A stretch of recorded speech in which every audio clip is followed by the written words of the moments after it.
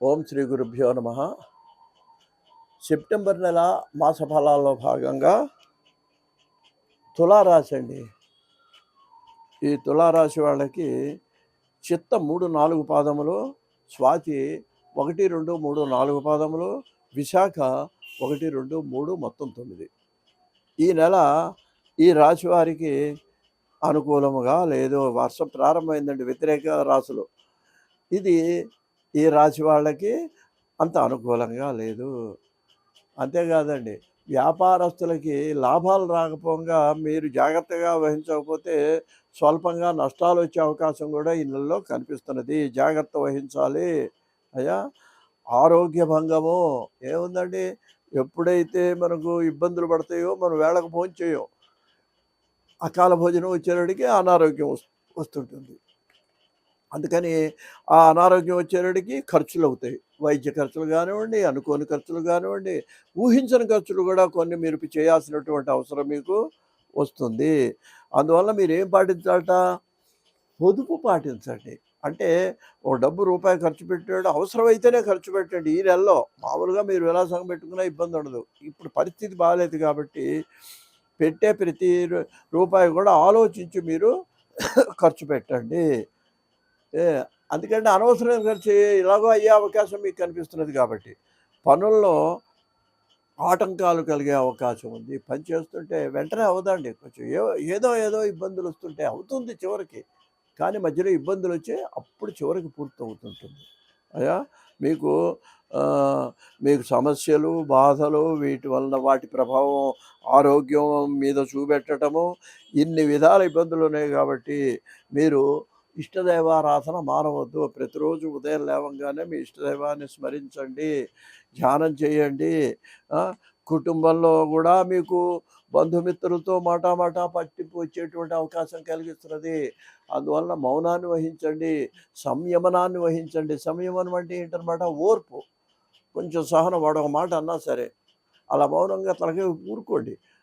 చేతకాని వాడు అనుకోనివ్వండి, మీకు నష్టమే ఉందండి. తగదా ఉండదు. వాడు ఒక మాట అన్నాడు, నన్ను అంటావా అని మీరు 2 మాటలంటే ఆ తర్వాత ఇద్దరు ఎవరు బాధపడ్డా ఉపయోగం లేదండి ఆ విరోధం వచ్చిన తర్వాత. అందువలన మీరు సహనాన్ని వహించండి అయ్యా.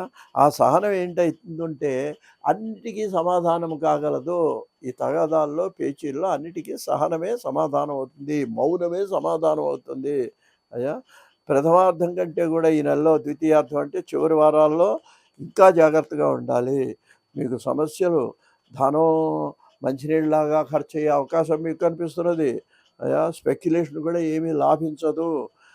వీటన్నిటికీ పరిష్కారం ఏంటంటే గణపతి నవరాత్రులు వస్తున్నాయి.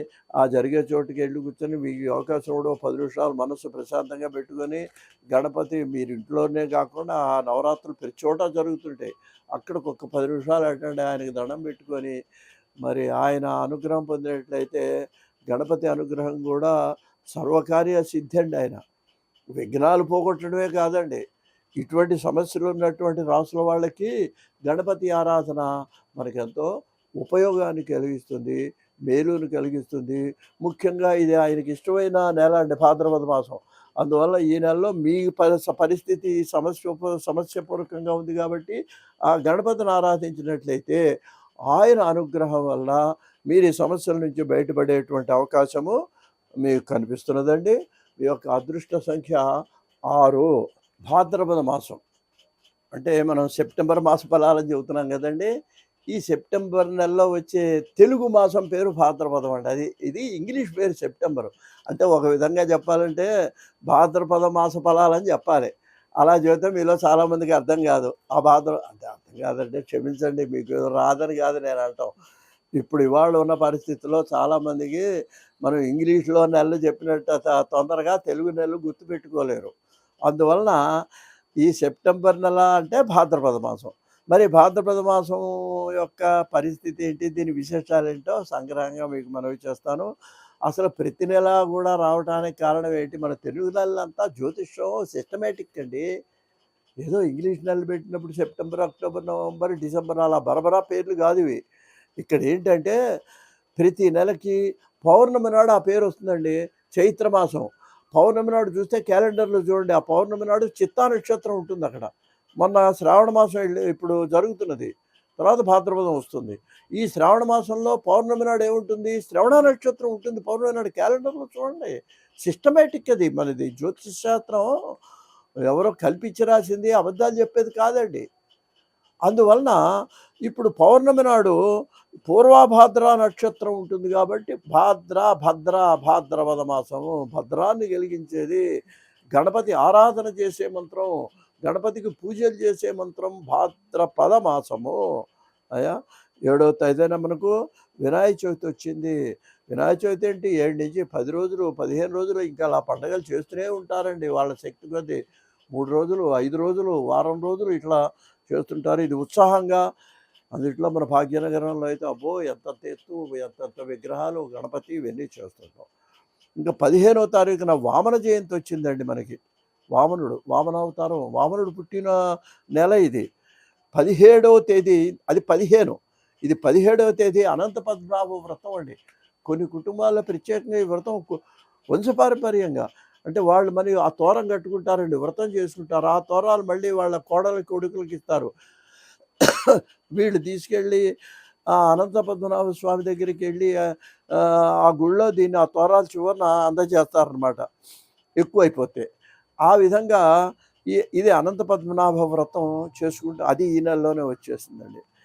ఇంక అన్నిటికంటే ముఖ్యమైనది మహాళయ పక్షాలని చివరి 15 రోజులు ఉన్నాయండి. ఏమిటిదంటే పితృదేవత ఆరాధన అండి. అంటే ఏంటంటే ఈ నెలలో ఏదైనా కారణాల వల్ల ఆబ్దీకం పెట్టలేకపోయినారనుకోండి, అది ఏ తిథి వచ్చిందో చూసి అదేదో పంచమం వచ్చిందనుకోండి, ఈ చివర అంటే పౌర్ణమి తర్వాత వచ్చే 15 రోజుల్లో పంచమం వస్తుంది కదండి. ఆ పంచమి నాడు బ్రాహ్మణుని పిలిచి దానికి ఆబ్దీకం పెట్టుకోవటము, పత్రాలు ఇచ్చుకొని చేస్తే అక్కడ ఆ పాపం పోయి వీళ్ళకి పితృదేవతలు సంతోషిస్తారట. మహాలయం అంటే ఏంటనమాట, ఇది మహాలయ పక్షాలు అనేది భాద్రపద మాసంలో సెప్టెంబర్లో మీకు 19 మనకు తారీఖులు చెప్పాలి కాబట్టి 19 నుంచి అక్టోబర్ 2 వరకు వచ్చేది మహాళయ పక్షాలు అంటారండి. 15 రోజులు. ఇది పితృదేవత ఆరాధన. కనీసం అమావాస్య నాడైనా సరే బ్రాహ్మణులకింత మీకు ఇంట్లో భోజనం పెట్టేవాళ్ళు ఇంట్లో భోజనం పెట్టుకోండి. లేని వాళ్ళు దానం కొంచెం ఏదో బియ్యం, కూరలు అవి ఇచ్చినట్లయితే దీనివలన ఈ మహాలయంలో పితృదేవతలు చాలా సంతోషపడతారు. మనం ఏం చేసినా వేషమెత్తు దానం చేసినా కూడా సంతోషపడతారండి. పితృదేవతలు సంతోషపడే దాన్ని మహాళయ పక్షాలు అంటారు. ఇంకా మీకు ముఖ్యంగా చెప్పుకోవాలంటే ఈ సెప్టెంబర్ నెల తెలుగులో చూస్తే భాద్రపద మాసం ఎంతోమంది గొప్పవాళ్ళు జన్మించిందండి. చాలా విచిత్రం ఇది. మొట్టమొదటి చెప్పుకుంటే సెప్టెంబర్ 5 ఉపాధ్యాయ దినోత్సవం అంటాం. అది ఉపాధ్యాయ దినోత్సవం ఎందుకు పెట్టారంటే సర్వేపల్లి రాధాకృష్ణ వైస్ ప్రెసిడెంట్ చేశాడు, ప్రెసిడెంట్ కూడా చేశాడు. అది సర్వేపల్లి రాధాకృష్ణ పండితుడి యొక్క జన్మదినం అండి అది సెప్టెంబర్ 5. నా అదృష్టంగానే నా పుట్టినరోజు కూడా సెప్టెంబర్ 5 అయింది.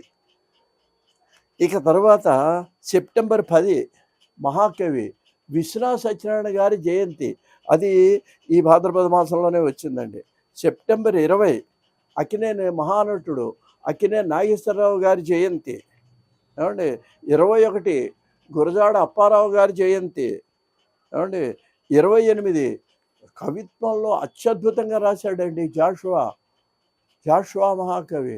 ఆయన్ను బతికిన కాలం ఎన్నో ఇబ్బందులు పెట్టారు, దరిద్రాన్ని అనుభవించాడు. అయినా సరే ఫిర్దౌసి, గబ్బిళ్ళు ఇట్లా ఎన్నో అసలు ఆ పద్యాలు అద్భుతంగా ఉంటాయండి. ఆ పద్యాలు ఆయన రాసిన పద్యాలు. అటువంటి మహాకవి ఆయన జాషువా గారు పుట్టింది కూడా ఈ సెప్టెంబర్ నెల 28వ తేదీన. మరి ఈ విధంగా చూసుకున్నట్లయితే ఈ భాద్రపద మాసం అంటే ఈ సెప్టెంబర్ నెల మనకు ఎన్నో శ్రేయస్సులను ఇచ్చేటువంటిది. ముఖ్యంగా మరి గణపతి నవరాత్రుల సంరంభం ఉండేటువంటిది కాబట్టి అందరూ కూడా ఉత్సవాల్లో పాల్గొని ఆ గణపతి యొక్క అనుగ్రహాన్ని పొందినట్లయితే మనకు ఎంతో శ్రేయస్కరంగా ఉంటుంది అని మనవి చేస్తూ స్వస్తి.